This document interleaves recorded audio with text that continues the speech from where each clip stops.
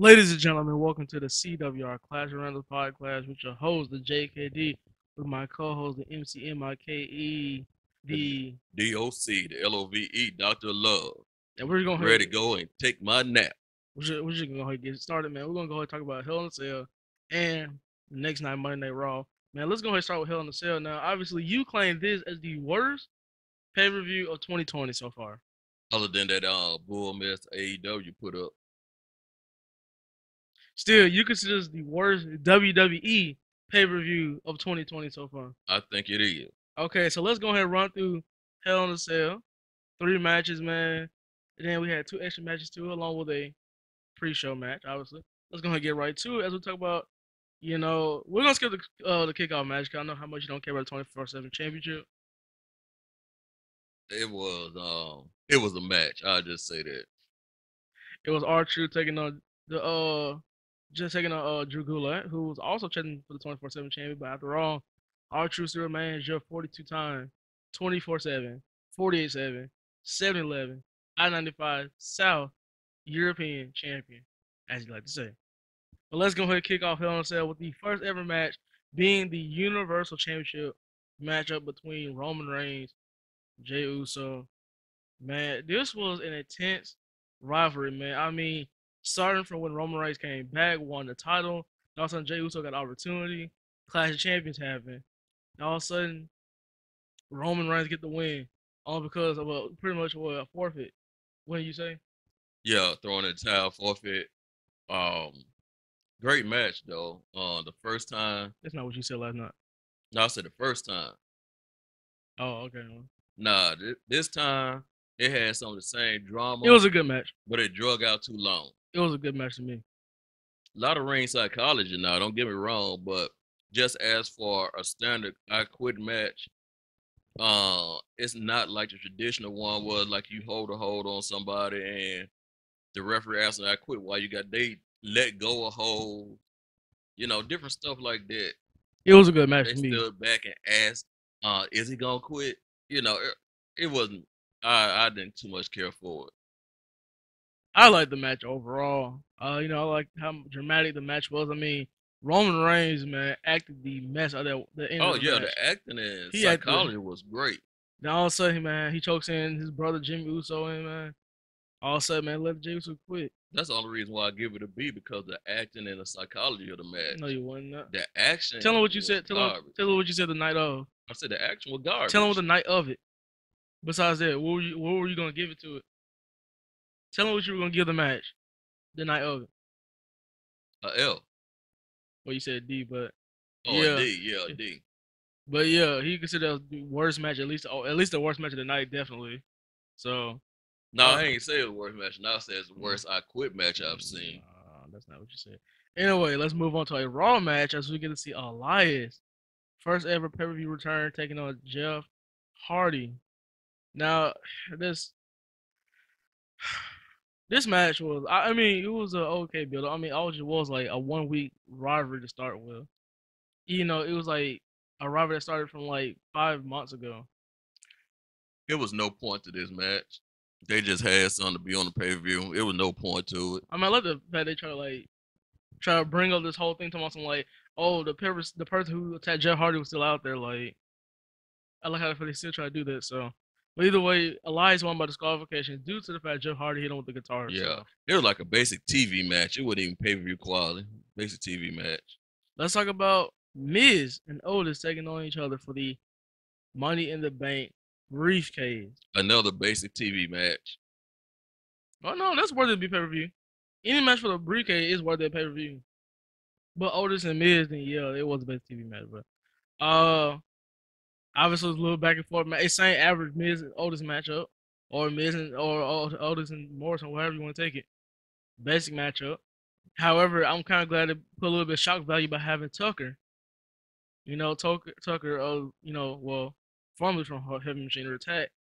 His, as he called his little brother Otis, with the briefcase leading to Miz winning Yep. and become the new Mr. Money in the Bank. And apparently it's a Tucker now. Apparently it's said that he's part of SmackDown now. So I don't know how they're gonna do that or how Wait they're a gonna. minute. Tucker's back on SmackDown. Yes, it did. Wait a minute, how'd they get that done? Check the website. Okay. People check the WWE website sometimes. I saw it. Let's talk about the SmackDown. Speaking of SmackDown, let's go ahead and talk about the SmackDown Women's Championship. Nah, this might have been the best match of the night. That's not what you said, but Bayley, the champion, taking on Sasha Banks, who going through a third time to charm crisis in this matchup. Now, since she failed the first time, this is the first time the SmackDown Women's Champion took place in Hell in a Cell. So let's see how it did overall. Now, this match had a lot of drama. Yeah, to it it. had a little of everything in Yeah, a this little one. bit of everything, man. Table crashing, look, using kendo sticks, man. Chairs. I mean, it was boom, bash, and smashing. I mean, But the only thing I had to say about this match, it really didn't need the cage at all. It yeah. really didn't. It could have been just a regular no disqualification match and did those things that it did. Every Hell in a Cell match tonight, well, that night had Right. its own theme technically. So Right. I even say the Roman Reigns, Jey Uso one didn't really need the cage. It didn't really. yeah, it did. Not really. It Yeah, it didn't need the cage. it did. Anyway, look, Sasha Banks, Bayley, man. It was. I think I consider this like the best Hell in a Cell match out of all of them. Right. It was the best one. Once again, the women took over, man. Bayley missed with that chair shot coming off the top rope, landing on the ladder. Yep. And also, it wasn't until Sasha Banks hit that bank statement in, man, With the chair. with the chair, man, stomped on that chair, man, almost broken her neck, man. All of a sudden, she wins, man. And as Sasha Banks said after the match, he said, man, you talk about the land of opportunity, man. It's the land of the boss now. SmackDown Women's Champion. Now, let's move on to the main event, which is another Hell in a Cell match. Hold on, you forgot about what came before it. Something I wouldn't really care about. Yeah, but I always care about the Hurt Business. No. On the pre-show, Mustafa Ali opened up his his big flap and said, "Hey, we challenge any member. You can pick any member of ours." Okay, look. All it was, look. Ali made a challenge. He was dumb enough to do that. Herman said, all right, let's get Slapjack. Slapjack lost. 1, 2, man, what tap out. That's right, baby. It wasn't on purpose of With the mentioning it. U.S. title on the line. It still didn't even matter because he was gonna lose anyway. It was pretty irrelevant. Even at the attack after the match didn't really count for anything. Cause Bobby Lashley almost took him out by himself, and then the rest of the Hurt Business came down. Then everybody went scurrying away. Now are we? Yeah, I gotta mention my boy Hurt Business. I'm a member of Hurt Business. MVP asked me to be a member. I'm pretty sure you asked the alligator before you did. Mm-hmm. Yeah. Let's talk about the last Hell in a Cell match, man. Drew McIntyre, Randy Orton. Now it's Drew McIntyre came out. Randy Orton tried attacking from behind, just like a cameraman and all that stuff, man. Also, McIntyre was waiting on it. Yeah. A lot of people said these two matches between McIntyre and Orton, this is Orton's playing, him, I don't know how losing to a backslide, having legends beat the crap out of him at Clash Champion was part of his plan. But it was just a plan for him to Drew McIntyre just fall in. And he did, actually. He followed through. I mean, he easily got the man through the table and made him suffer by eternal bleeding. And he was going to counter the Claymore, which he's been doing except for once. But once he missed the Claymore the last time, Randy Orton hit that RKO. 1, 2, 3. Now I will admit, I did say Drew McIntyre was going to win it. And then I realized Randy Orton was going to win until they announced like what matches would come first, which match was going to be the main event. Well, I remember the other day I had said I believe they're gonna put it on Randy Orton, but I'm gonna go ahead with Drew McIntyre. You might well just admit it, just. But I did say that though. I mean, but you might well just stick with your pick. I mean, you can't change picks, so. I ain't changed picks. I just said I believe they're gonna put it on Randy Orton. And I should have went with my first mind. That was your fault, man. Okay, I don't even care. I care about McIntyre, man. Look. So how did McIntyre feel the next night? Let's go ahead and move on to Monday Night Raw. Hey, he felt like, hey, he gonna get it back one day. How did you feel about Drew's first run, though? I think Drew's first run was handicapped. If it had been a little bit, fans and stuff like that, it would have been a great, great, great title reign. Don't get me wrong, it was a good title reign, but I think without fans and stuff like that, it really took away from it a little bit. Anyway, let's go ahead and talk about keep on talking about Drew McIntyre. The opening segment to Raw was Drew McIntyre talking about that he will get his hands on the WWE Championship again. This is not the end of Drew McIntyre's legacy in WWE. However, it wasn't until new Mr. Money in the Bank, The Miz, along with John Morrison. I mean, it's not even Miz and Morrison no more. It's just The Miz with John Morrison. Care to comment on that one? And that one I don't understand. How do you come from doing so great everywhere you went to being a sidekick? Because that's basically what John Morrison is, a sidekick. Strong words from the DOC LOVE Anyway, very disappointed. Miz also said that it was kind of destined. The fact that 10 years later after he became WWE champion, and I'm not gonna lie, I will admit this. I actually agree with these people though. He should just go and cash in while he can. That the fact that 10 years ago, Miz was Mr. Money in the Bank, Randy Orton was WWE champion, Monday Night Raw, cash in, man. And I will say, man, it would be so significant. And I'm pretty sure not many people even thought about this. Miz is Mr. Money in the Bank, right? Right. And Randy Orton's WWE champion, right? Right. And the Miz. Did you know that the Miz actually won the WWE champion at the Amway Center in Orlando 2 years ago? I mean, 10 years ago, right? Oh, it was? Yeah. Okay. But guess what? That day was November 22nd. Yeah. Guess what day Survivor Series on? November 22nd. So how significant could it be on November 22nd at Survivor Series at the Amway Center? And I was thinking about after Roman just runs over Randy Orton because Roman is on the roll. Miz cash in. It's not like Miz gonna hold the title for a long. No. Yeah. He can hold the title like shorter than his first reign. I believe he's gonna like win it in like Survivor Series and might lose it next month in December, or he might lose it at Royal Rumble. But I wouldn't even say Royal Rumble. I say December. I say about a year in. Really, he's gonna lose the title right back to Randy Orton, or probably McIntyre for all I know. No, he'll lose it right back to Randy Orton because I think they still trying to push that edge Randy Orton for the world title, for the WWE title. Just know how which they should. Just think about how significant. Oh no, they shouldn't do it. But think about how significant that could happen for the Miz, man. But once again, congratulations to the Miz. However, man, Miz and Morrison got beat down by Drew McIntyre. Which Drew McIntyre said he had a plan, which we'll find out later tonight. As we start our first match for the Survivor Series traditional tag team matchup, starting off with Jeff Hardy taking on AJ Styles, which my boy AJ got the win over Jeff Hardy with his associate, friend, or whatever, Jordan. Well, they still won't mention his name, so he probably gonna have a new name, maybe. Yeah, but Jordan, what is Amidi? Beatty? What is it? I like the way you said it. Amadi. Amagbien. Yeah, Jordan Amagbien. At one point Jeff Hardy tried to dive outside the ring into AJ Styles, and he caught him. And I guess he spooked AJ when he tried to get. Jeff Hardy when he tried to get to the top rope, and he missed the he didn't get a chance to hit the Swanton, and AJ took it from there. Phenomenal form. Pretty much clean. Probably gonna be the leader of the group, probably. Probably so. Next up, we had a tag team matchup between Lucha House Party taking on Goulet and the Ninja Master Akira Tozawa. And there was a bunch of hot mess. With R-Truth, the 42-time 24/7 champion, coming out with this dangerous plan to be out there, which obviously Lucha House Party got the win over Drew Gulak while everybody else tried to pin R-Truth for the championship, which they all failed.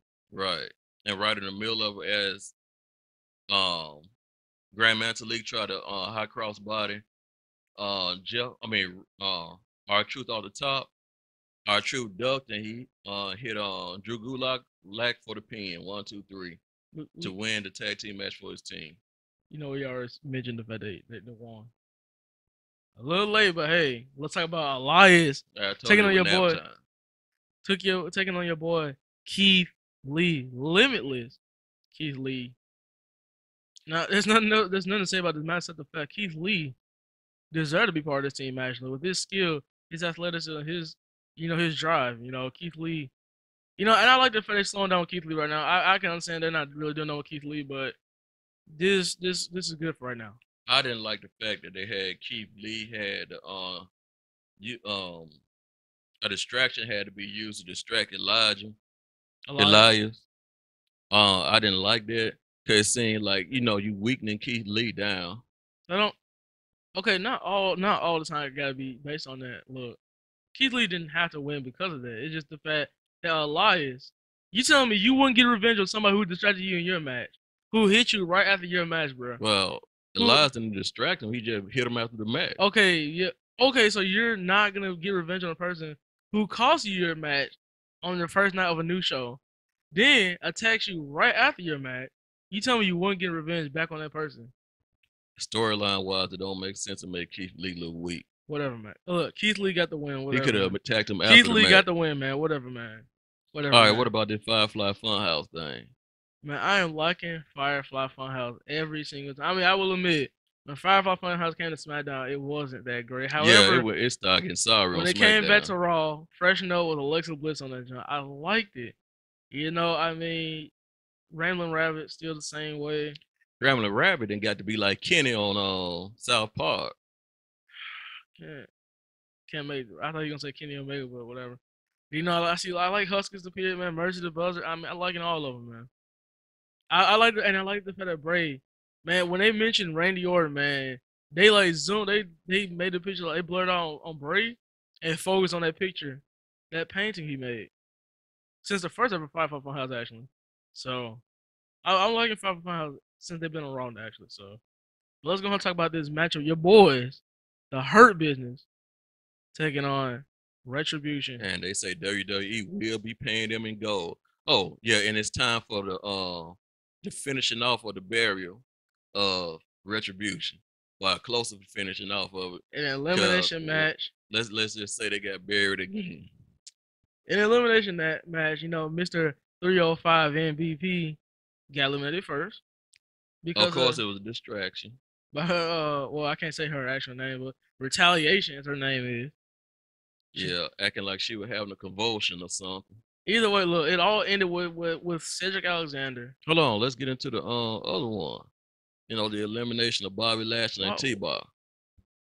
All right, cool. They got counted out. 1, 2, 3, 4, 5, 6, whatever. It don't matter. Got counted out. Okay, it's real sorry the fact they got them like lose straight up like man, lose like count out. Then Mace ended up being pinned by. I'm gonna let you answer. I don't really care. Shelton Benjamin. Yeah, cool. Slapjack got eliminated. Yeah, it all led to Cedric Alexander Ali now. So cool. Cedric Alexander and Shelton Benjamin and Ali was all alone. Yeah, and they let Shelton Benjamin got eliminated. Yeah, whatever. I mean, look, elimination match is elimination match. That's just like you said. Shelton Benjamin got eliminated. Yeah, a lot of people say, yeah. Wait a minute, how he get eliminated? I didn't notice either until they did say he got eliminated. So he didn't get eliminated. They said it. Did? No, he didn't get eliminated. Look, either way, Ali lost for the team by disqualification. And all of a sudden, you were laughing about how the fact he used to run. He was running that match, so. However, Retribution claims that losing does not make them weak. Shoot. That's what he said. That's what they claim. Losing does not make them weak. However, next up, Drew McIntyre has his plan to take on The Miz in a matchup, which, easily enough, McIntyre got the win over The Miz, because how surprising would it be for The Miz to beat Drew McIntyre, former WWE champion? Exactly. Not much from that match. Like I said, John Morrison got threw around again like a rag doll. You know. I mean, it's a classic Mr. Money in the Bank type thing. Like, when you win Mr. Money in the Bank, y'all notice that. You always lose anyway. Right. So the two ladies arguing over team captain. Shayna Baszler and Nia Jax. Yeah, it's Angel Garza. Hands on Nia Jax a Rose. But you didn't mention nothing about Mandy Rose and Dana Brooke first. Because Nia Jax is the finest one in the group. You didn't mention the segment started off with Mandy Rose, Dana Brooke, and Angel Garza, bro. Yeah, I know it started off with them, but I just wanted to focus on the lovely Nia Rose. Nyla Rose? I never knew she was. I mean, no. no, I never knew she was in WWE. no. Hey, Let's talk no, about. not.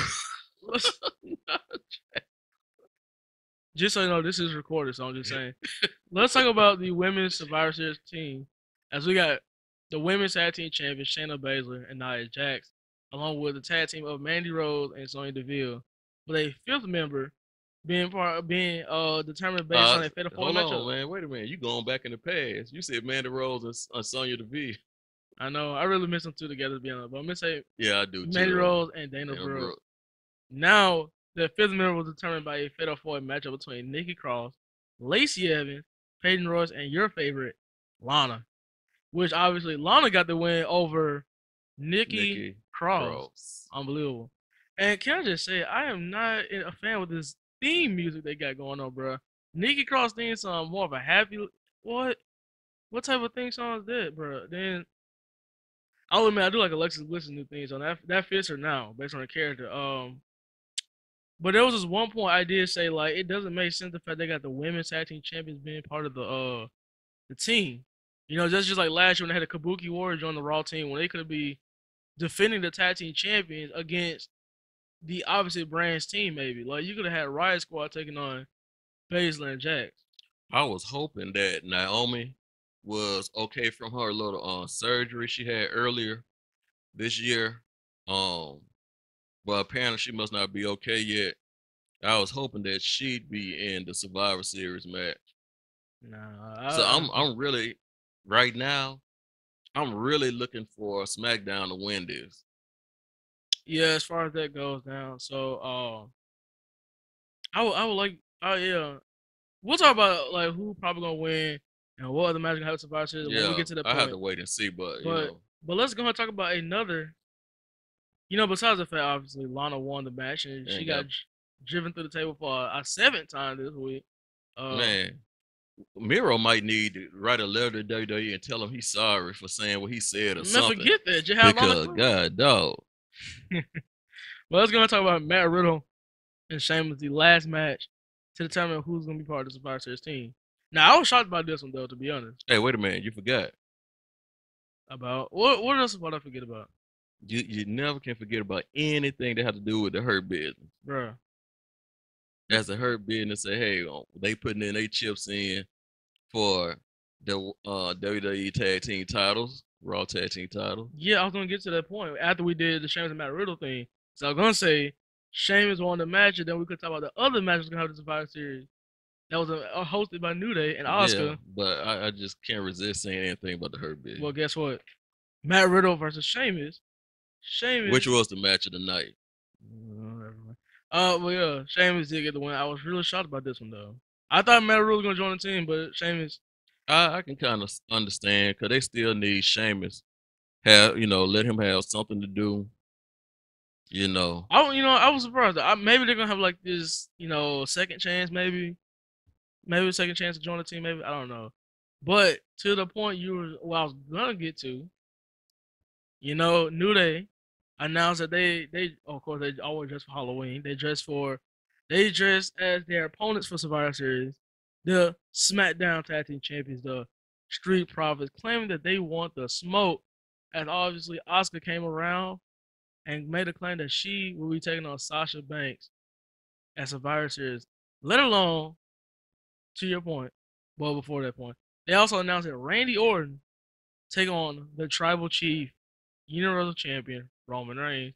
Now to your point, that the Hurt Business has announced that Bobby Lashley will be taking on Intercontinental Champion, Sami Zayn, and that the fact that they may claim that they're taking those Raw Tag Team Champions away from the New Day. Now, as far as my early picks, obviously I'm going with Roman Reigns. I cannot determine for Asuka and Sasha at this point because they're kind of even tit for tat now. Bobby Lashley is going to dismantle Sami Zayn, which I really hope they going to change champions before Survivor Series even happen. And I know that the Street Profits is going to beat the New Day. Simple as that. And obviously SmackDown hasn't determined that scenes yet, so there you go. We'll see. Now, the only thing I hate about it, I hate that they left NXT out. At least they don't have to put the whole NXT roster on like they did last year. but at least put their champions on. No, no. I mean, look, yeah, it was cool and all the fact that NXT joining, like, yeah, that was cool, but like, it's not like something like that's gonna happen ever again. Like, I mean, they just did it because like it was just they just want something different for Survivor Series that year. So now they're going back to it. I I would mean, love to see Damian Priest and Bobby Lashley go head up. and guess what? Those dreams suddenly died, man. Dreams do that sometimes, man. And it would be good to see Oscar against Io Shirai with Sasha Banks mixed up in it. You do know Io Shirai and Damian Priest are not gonna be the champions, bro. By the time Survivor Series come Yeah, around, that's true too. Yeah, it's probably a good thing then, because I honestly. can see Gargano in the ring with Bobby Lashley. See, okay. Candice LeRae, I can see her in the ring with Oscar and Sasha Banks. I bet she was gonna win too. Either way, let's talk about a moment of bliss with guest host, new 14-time WWE champion Randy Randy Orton. Orton. Now, this took a subtle turn, saying that Randy Orton said he is not scared of the Fiend, and he says, "Where is the Fiend?" Until Drew McIntyre came out, they're battling until While Alexa Bliss is laughing her butt off. and McIntyre's about to hit the Claymore, is all of a sudden darkness came around. Randy Orton's upstage, McIntyre's in the ring. All of a sudden, there's a camera switch between the two until you realize Randy Orton made that face to where he knew that he was behind him. And he just had that subtle look saying, you know what, I had two choices. I turn around or just move forward. Move forward as Drew McIntyre and Randy Orton still battled out. And once again, they end Raw with a weird cliffhanger by having them two fight. But in the middle, like they cut the show at the middle of the fight. Yep. What a terrible way once again to end Raw for Not really. I mean, it's just like showing that it was havoc going on. I give this episode of Raw like a C. I give it a B only because they did try to do a little bit of SmackDown. I mean, Survivor Series build up, so try to do a little bit of Survivor Series build up. But hey, overall, that was my opinion. I'm gonna leave my lovely co-host, the MCMIKE, the DOCLOVE, with any other words you want to say. Hey, just know her business getting a big push for next year. Everybody gonna be champion. Even MVP. It could happen. Hey, until then, we would like for you to subscribe, hit those likes, subscribe, hit those likes, give us a comment or two, and all y'all out there, man. Life's hard sometimes, but hey, do your thing, keep on pushing. Hey, just keep your positive energy going. All right. Love, peace, joy, and we'll holler. And keep it tight. And keep it tight. All right.